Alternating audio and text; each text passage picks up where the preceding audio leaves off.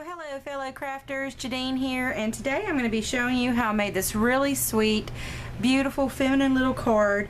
But it's really simple. I mean, it has a great visual impact, but it's a very simple card. It's not overly done, and I think that's one of the things that I like so much about it. So if you'd like to see how I made this card, just stay tuned. Okay, I started by cutting a piece of 8.5 by 11 cardstock in half, this way, and now I'm going to go ahead and use my ultimate tool from Crafter's Companion, and I'm going to make a bunch of racket in the process. And I'm going to use, and I always want to start on the wrong side.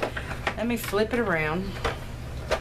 Okay, and there is half fold, half US letter score mark there, and it always does it perfectly every time, as long as my cutting was accurate. I'll go ahead and give that a good crease. One of these days I'm going to get around to showing you more tutorials on how to use this. Right now I use it mostly for scoring, but there's so much it can do, and I'm really not utilizing it as well as it could be utilized. And I did go ahead and cut a piece of my decorative paper to 5 1/4 inches by 4 inches, and I did cut a slit in the middle this way and about halfway up. I mean, I just kind of eyeballed it. It wasn't an exact science. And what I'm going to do is grab some adhesives, which I should have already had out.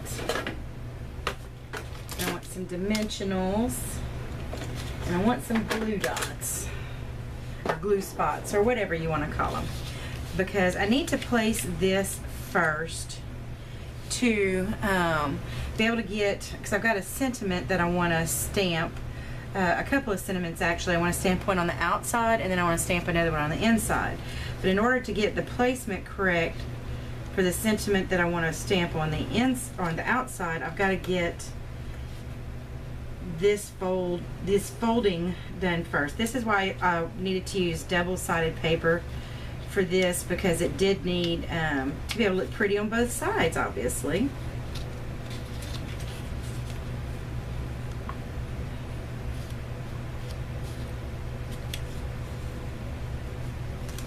Okay, and there we go.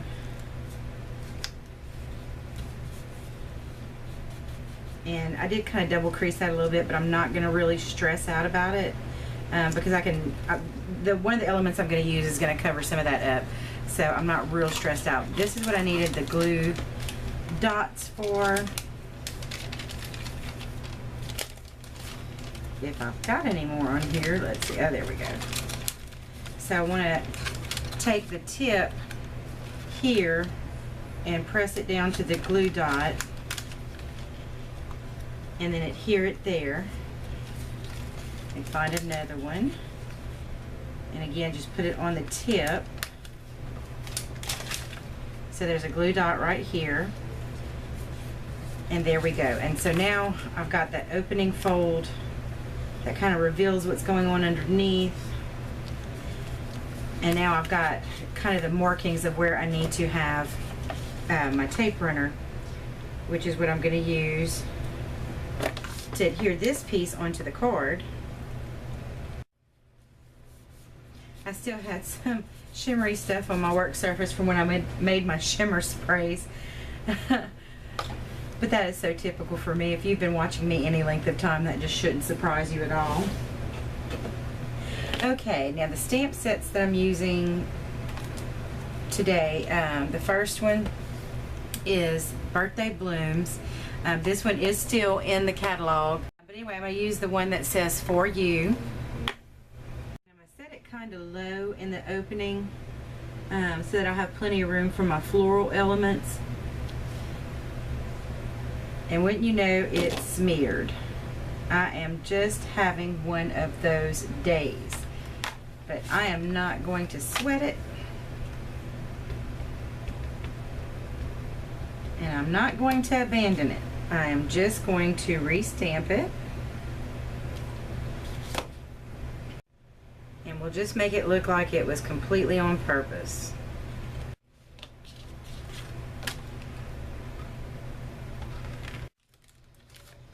am so frugal that I even use the edges of my dimensional tape because, hey, it's still useful.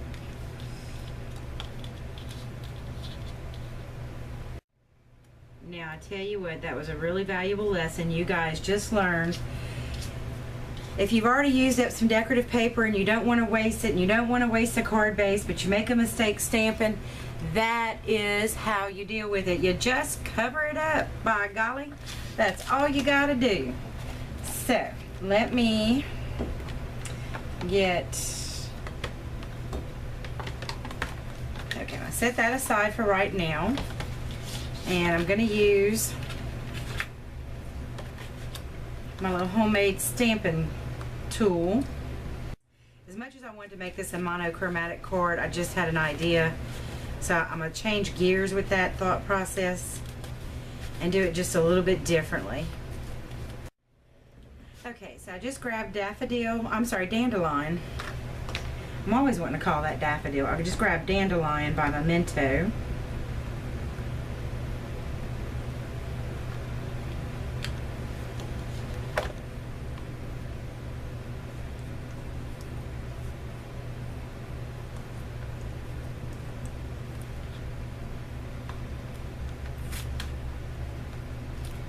Now I'm going to get,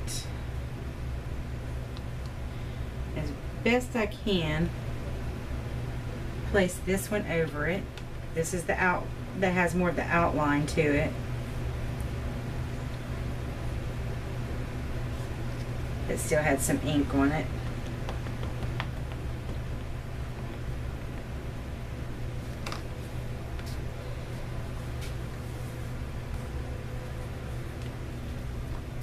Okay, if my placement was better, I would be totally digging that. Trying to get it lined up perfectly.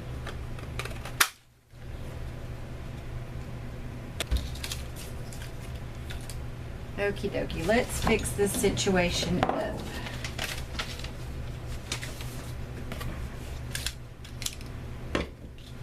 We are just going to take all these little flowers.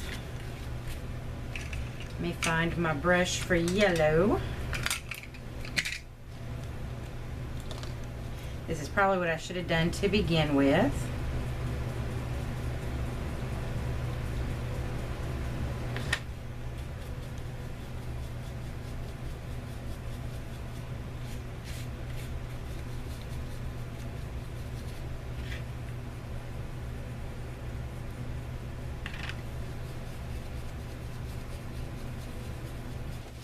Okay, so I can tuck some problematic petals under another flower or underneath this sentiment. So I think that's one that I'm going to do that with. So I'm going to go ahead and get my snail adhesive and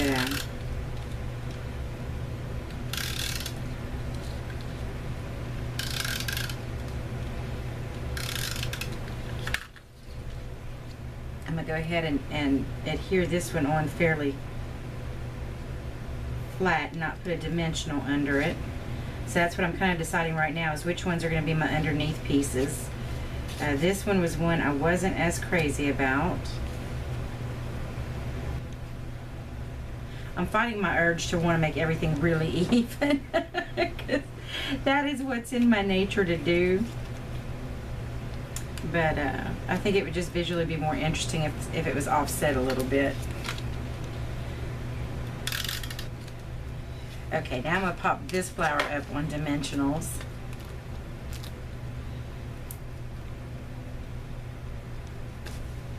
Beautimous. And doing the direct stamping, you know, with the stamp, and then going back with the brush blender, kind of gave it a two-tone effect, so it made it look even more painterly. So in the end, I think I'm actually pretty happy with that aspect. And the happy birthday that I'm going to use was from a paper pumpkin set that came, I think, in April.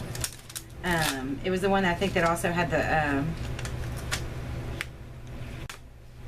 okay, and I'm going to use the Night of Navy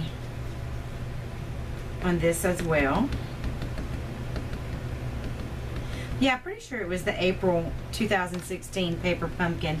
They had this extra stamp set. But look, any pretty scripty happy birthday stamp is going to be just fine. You use what you have, you know. Just take these as ideas that you can run away with and do your own thing with.